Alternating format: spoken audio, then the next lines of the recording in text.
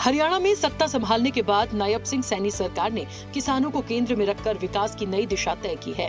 सरकार का स्पष्ट संदेश है, किसान मजबूत तो प्रदेश समृद्ध। राज्य सरकार का फोकस परंपरागत खेती से आगे बढ़कर किसानों की आय बढ़ाने पर है।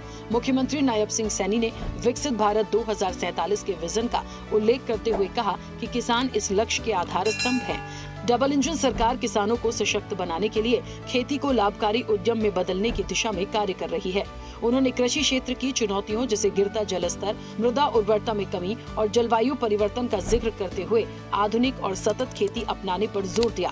ड्रिप और स्प्रिंकलर सिंचाई, प्राकृतिक और जैविक खेती तथा आधुनिक कृषि यंत्रों के उपयोग को समय की आवश्यकता बताया। आज जब हम विकसित भारत के संकल्प की ओर गति से आगे बढ़ रहे हैं, तो देश के यशस्वी प्रधानमंत्री आदरणीय नरेंद्र मोदी जी ने विकसित भारत 2047 का विजन हमें एक नई दिशा देता है। साथियों, यह विजन केवल शहरों के विकास का नहीं है, बल्कि गांव, गरीब और किसान के सशक्तिकरण का ये विजन है। साथियों, मैं पूरे विश्वास के साथ ये कह सकता हूं कि हमारे किसान भाई विकसित भारत का आधार स्तंभ है। मुख्यमंत्री नायब सिंह सैनी ने कहा कि फसल विविधीकरण और मेरा पानी मेरी विरासत योजना का उल्लेख किया, जिसके तहत किसानों को वैकल्पिक फसलें अपनाने पर 8,000 रुपए प्रति एकड़ की सहायता दी जा रही है। उन्होंने बताया कि अब तक 2.20 लाख एकड़ क्षेत्र में इस योजना के तहत 157 करोड़ रुपए वितरित किए जा चुके हैं। माइक्रो इरिगेशन तकनीकों पर 85% तक सब्सिडी दी जा रही है और जल संरक्षण के लिए वर्षा जल संचयन को बढ़ावा दिया जा रहा है। किसानों को तालाब बनाने के लिए भी 85% तक का अनुदान दिया जा रहा है। मुख्यमंत्री ने धान, गेहूं के पारंपरिक फसल चक्र से बाहर निकलने के लिए किसानों का आह्वान किया। ये पानी कम जरूरत वाली फसलों को बढ़ावा देने के लिए हमने मेरा पानी मेरी विरासत योजना ये 2020 में शुरू की गई थी। साथियों, इस योजना के तहत वैकल्पिक फसलें लेने या खेती खाली छोड़ने वाले किसानों को हमने 8,000 रुपए प्रति एकड़ वित्तीय सहायता देने का काम हमारी सरकार कर रही है। इस योजना के तहत 2,30,000 एकड़ में धान की जगह वैकल्पिक फसलें बोने पर किसानों को हमने पिछले जब से योजना इसको लागू किया है 157 करोड़ रुपया किसानों तक पहुंचाने का काम वित्तीय सहायता के रूप में ये हमारी सरकार ने किया है।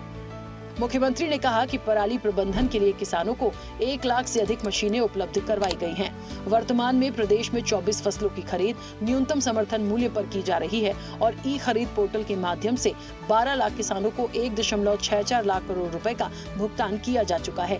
फसल खरीद का भुगतान अब 48 घंटे के भीतर किया जा रहा है।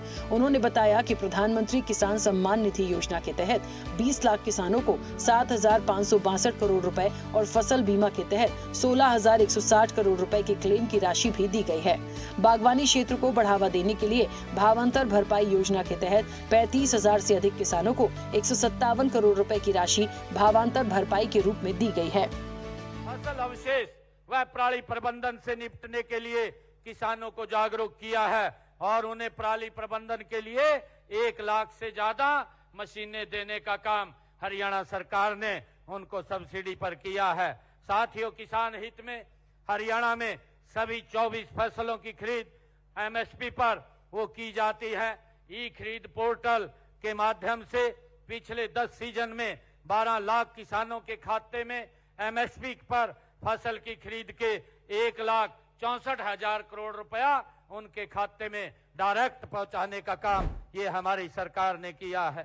साथियों, फसल खरीद का भुगतान अब उनकी फसल का एग्जिस्ट गेट पास कटने के 48 घंटे के अंदर अंदर उनके खाते में पैसा पहुंचाने का काम ये हमारी सरकार कर रही है।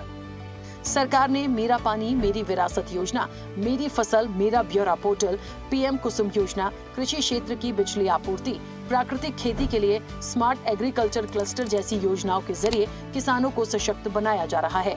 हरियाणा सरकार का ये किसान केंद्रित दृष्टिकोण साफ करता है कि आने वाले समय में कृषि क्षेत्र को आधुनिक, टिकाऊ और लाभकारी बनाने पर विशेष ध्यान रहेगा। हरियाणा डायरी।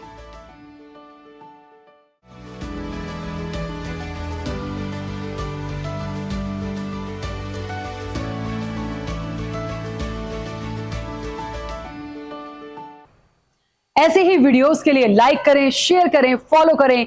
YouTube पर जाकर सब्सक्राइब कर बेल आइकन दबाना ना भूलें और ताजा अपडेट्स के लिए swedeshlive.com पर जरूर जाएं।